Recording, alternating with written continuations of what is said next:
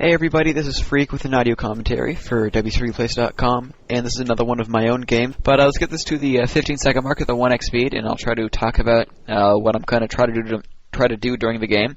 Now, this one doesn't exhibit great micro after the opening, because, well, not on purpose or anything, but in hindsight on commentaries, really, you're not going to sort of learn much from micro. As you can see, okay, the guy micros well, but there's nothing you can do on a commentary to describe that. It's just like, well, he's running back his units and focus firing correctly. There's not a whole lot you can say. And so by microing, I guess badly, pretty much attack moving, using hero spells, which is pretty much what I do every game, you just, then it's just relying on tactics and, me saying, well, I'm doing what I'm doing, which apparently is enough to beat some players. So we're just going to see how this one turns out. So we're at the 50-second mark, 1x speed, with the Fog of War on, from my point of view, against Holman. He's like level 41. He has the Jaina icon. And we're going to unpause in 5, 4, 3, 2, 1, unpause. So you can see I'm doing the standard Altar and Moonwell build of Ghostiness. I'm at 22 seconds. Sorry if it's a little unsynced, but I'm at 25, so hopefully it's not too bad. So you can see my opening phrase is telling my opponent not to have good luck, because that would be counterproductive overall. I don't care if it's a good game. Actually, it's nice if it's a good game. And I don't mind if he has fun or not, but giving him good luck, that's not fair.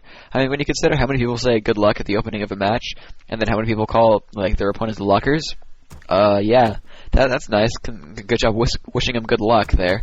And then, taking back it and saying, oh, you're so lucky, how dare you, you creep-checked me. Yes, you wished him good luck. I think I said that a little while ago, but, whatever, in an earlier commentary. But this one really illustrates that point.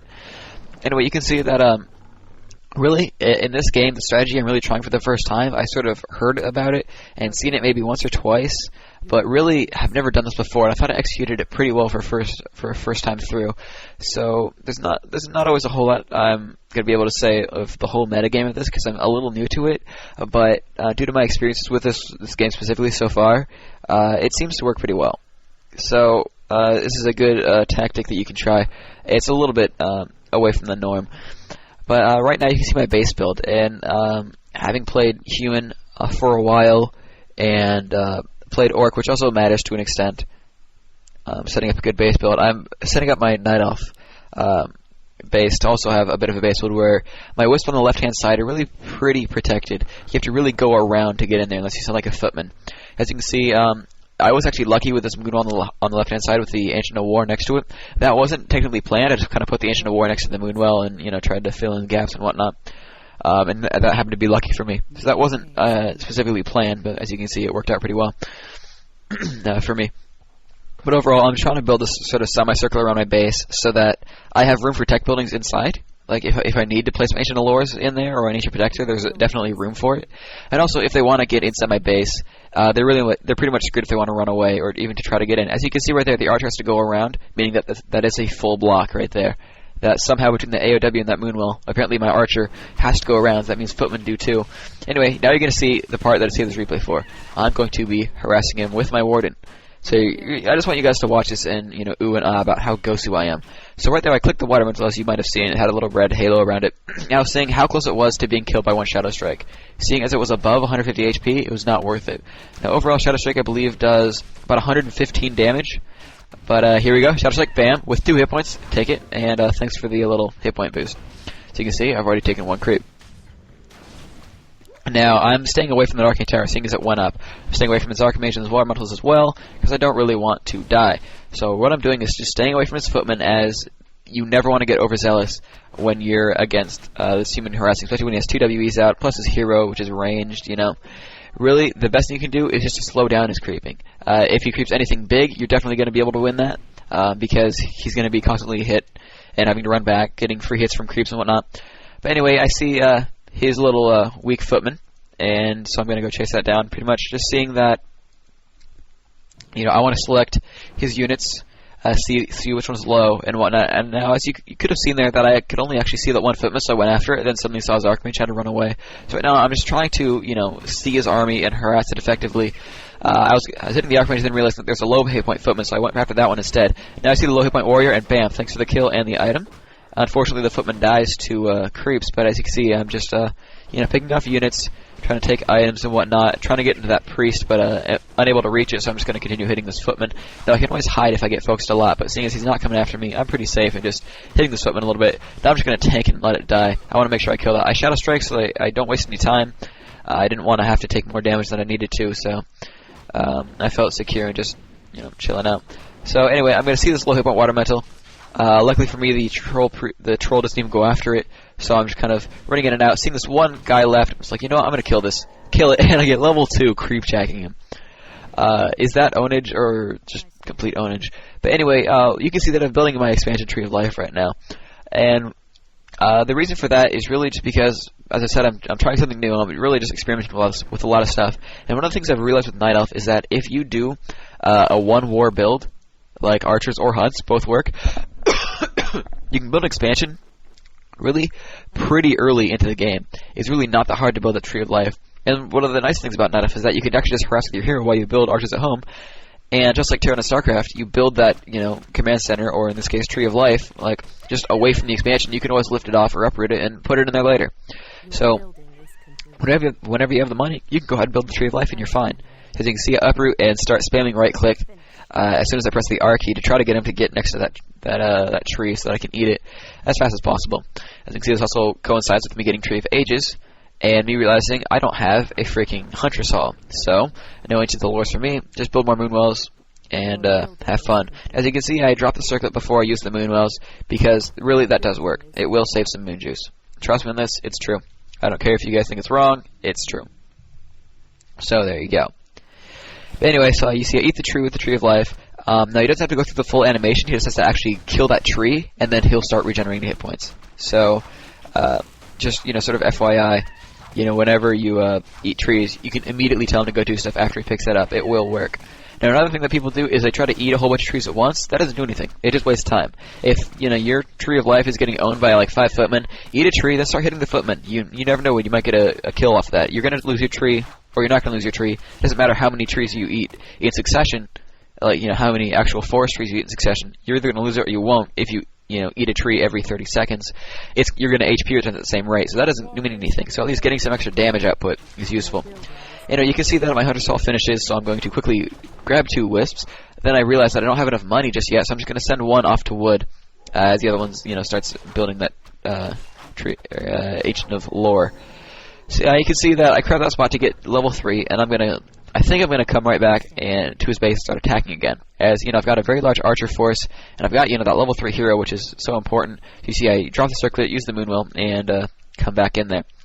So, get my Priest of the Moon, get the Ancient of the Lore, and to get tier 3, realizing that I need bears more than I need a bunch of Druids of the Claw. Because really, adding a second Ancient Lore doesn't do anything. They're not good combat units. Yes, they have pretty decent stats. I used to think that for a while, that Druids of the Claw, well, they have more hit point than Footmen. They have pretty high damage, These are pretty good units to choose on their own. No, they're not. They're pretty horrible. Because they're not quick, they're not that durable. Anyway, I see these towers under construction, so I'm trying to get after them as quickly as possible. Unfortunately, I realized, guess what, that one just went up, and I was just about to kill it. I was a tenth of a second too late to actually kill that tower. Now I see that it's repairing it, so I'm just going to back up. I'm going to do my best to save my archers. Now I will do this small battle defensive micro, but when it gets really huge, and there's like Blizzard going off on a whole bunch of archers, and my bear's getting focus fired, I'm not that quick. So you will see me lose some units later on in big fights, but, for now, I'm acting pretty well keeping stuff alive. Now I'm not sending stuff home just because I want the damage output. I'm really just overall lazy. That's pretty much the reason. As you can see, I get the Ancient of Lore up, and I'm not sure if I hockeyed it. Indeed, I do have it selected now. I'm building the Druid of the Claw. And seeing that I have a bunch of money, I'm putting down my second Ancient of Lore. Because I want bears. Now, the reason I tech tier 3 before the second Ancient of Lore is mostly because it takes longer to tech than to build a lore. So I will have, master bears before I'll have master bears earlier if I get tier 3 before the second lore. Just pretty much straight up. So that's what I'm trying to do. Anyway, I pick up the Priest of the Moon up because archers are going to be a large amount of damage to supplement the bears. Right? Bears are melee, they can be slowed, that's no fun. the True Shot makes them do great damage. And also, one of the counter systems to bears has actually been griffins. I have seen that quite a few times. And then as griffins are countered by dryads specifically, and also by hippos, he will counter the dryads with, say, mortars, which means you're pulling out archers for more damage and whatnot. So it's it's a big counter system kind of thing. And right now I'm seeing that I'm pretty much losing this fight, so I'm gonna back up. But I also realized that I can pick up a few units anyway. As you can see, that rifleman goes down. I'm gonna focus on the water metal, which will dispel itself. But as you can see, I'm just focusing down what I can, picking off units. And though I lost most of my armies, that just gave me an opening to get tier 3. Now, if I hadn't done anything like that at all, it is entirely possible that he would have been able to amass a much larger army, but instead, he pulled a bunch of workers off of wood, which will make, considering that he just built a fast bolt expansion and put up 2 towers there, and, just reached tier 2, so he's going to be building a bunch of, heroes and buildings and whatnot. By limiting that wood, by, pulling the militia off, it really damages his ability to build those higher tech units, and especially even getting tier 3, so that he won't be able to kill my griffins, or won't be able to get griffins, or bears, or, knights, or whatever, So, I'm, limiting his tech options, essentially. Now right here, there's a bit of a mistake, as I just got adept bears, and just used some moonwells on my warden. So that is a bit of a waste of moon juice, but as, it's coming closer to nightfall, it's not, game-breaking. But that's, something that you should always consider. Now as for my upgrade paths, you can see my Hunter's Hall is working. I'm getting attack on my archers, and armor on the Druids of the Claw, because really the aim of the strategy is to have a high damage output with the archers, and make him build this counter system to claws that don't really counter archers at all. And hopefully he'll build things that are easily killable by archers.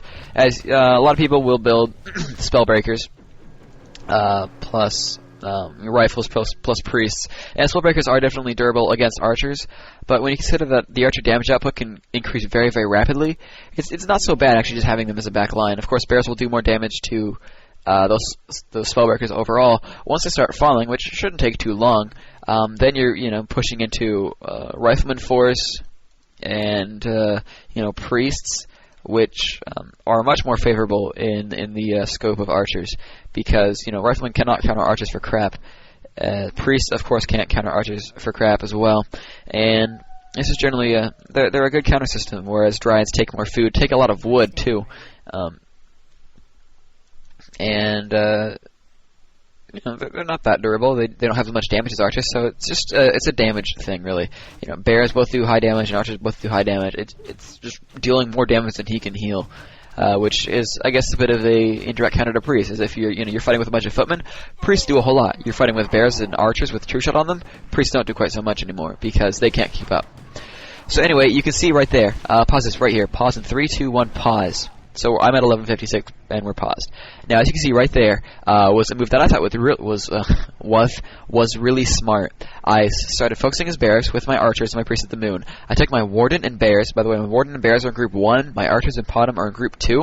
I had my bears off on the right-hand side by that bridge, and I just waited. I waited till his army came in to hit my archers, because then I came in with the bears and I flanked his army. As you can see, he's running in disarray right now, and I'm getting free hits. My bears are coming in, hitting his priests. My archers are hitting, either a hero or a water metal, which isn't a great, unit to hit, as I don't micro that well. But it's, he's still running away, not hitting anything, and my bears are coming into position right behind his lines. As you can see, there's a bear right there behind the priest. There's a couple of bears chasing over here. I've got this huge position advantage by setting up a flank. And that's one of the best things you can do about Warcraft, especially with Night Elf when it's nightfall. Although I don't have Ultra Vision now, that's just in general. If you get Ultra Vision, you can set this up even easier. You just kind of set him up to fail. You set him up to fail, in that he's saying, "Oh no, my barracks is dying. Let's go kill these archers." Not realizing your bears are looking around the corner because he's like, "Let's go save the racks," and not thinking about what other consequences there are. Because most people, don't always think of that much in advance into their army positioning. Not always. So that's just one of the many things you can think about, is setting up a flank for yourself, as you can always pull them into a trap. These people who play Warcraft aren't 4-star generals or anything. You'll be okay setting up any kind of minor maneuver. So let's go ahead and unpause this one again. with the high damage output goziness in 3, 2, 1, unpause. I'm at 1157 now. He sends off a Aurora Scroll in about 2 units, and the bears are just pretty much killing everything. And you can see I select group 2, run away as fast as I can, doing pretty well. As you can see, I have a bear and my warden taking a crap load of militia, and he's sending in a crap load of militia, as you can see. However, I really don't care. Though my archers aren't in great spots in that they are getting hit by some of the heroes and whatnot, which really shouldn't happen. But just the fact that I've got one bear sitting out there tanking all those militia and killing them very rapidly, and then I've got this big bear front line up against his army right here, as he doesn't have enough melee. I'm just, ripping through him, and he doesn't have anything to tank the bears. He's just dying. Shadow Strike goes off on the Blood Mage, as you can see, and he will die. I see he runs in here, tries to cast a spell. I see he's very low on hit points. I'm just kind of like clicking on him, seeing if he's gonna die. I see he goes down to 20 HP. I'm like, he's gonna die to Shadow Strike, and down he goes, and I'm happy. So I'm just gaining levels left and right, killing more units than he's killing, really. But you can see that I'm not really microing out of Blizzard too well. I do get out of it, but then I send my priestess like in there and whatnot. But doing pretty well, killing his units. And you can see that I lost quite a bit of my army. I've got my 2 heroes in great shape. I killed like all his militia. And you can see that my archers have 20 to 24 damage plus 2. That's from marksmanship. My Druids of the Claw have 1 armor upgrade. And I have a bit of money, but I'm also really close to my food cap, so I'm not too worried overall. I'm just grouping up. I'm making sure that I heal first, realizing that he doesn't have hardly any workers. He's not going to really come battle me, so I'm okay being out of position for now. I even use the rejuve on the archer just because I have the mana left over. And I'm going to go back into the bear form and go kill some towers. So I'm just making sure I'm all healed up, and making sure I'm macroing up to 80 food, and I will be going to attack. So you can see I have all those archers queued up at the ARW, and here we go. It's fighting time. So I just run in there, saying, whatever, there's some towers, I don't give. Let's just go kill these guard towers and be done with this. Get rid of his expansion, as killing his main would be a little bit more difficult because of the Arcane Tower, and his base build. This one doesn't have a base build in there. If he put him like 2 farms over there, that would have sucked for me, but overall, I'm okay. Anyway, you can see that I was out of position as well. He set up a flank himself, I guess, luring my archers in there, but I quickly ran out of the way. You can see I put rejuve on myself and then realized that my warden's kind of dying, so I should kind of move. So I do that.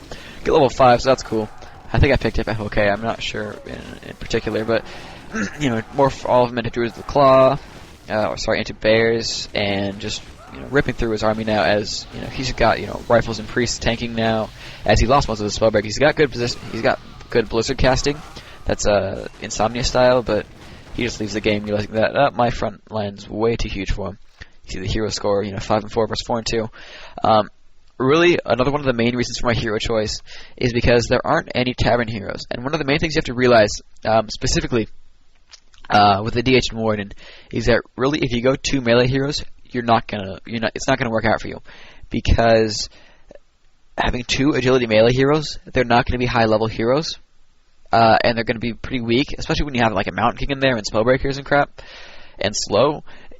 Your heroes are going to die very, very quickly because they're very weak to Stormbolt. The reason Undead can get away with, getting a Crypt Lord third, or that Human can get away with getting a Paladin third, and stuff like that, is because they have Death Coil, or Holy Light, or, Divine Shield, or they're Strength heroes.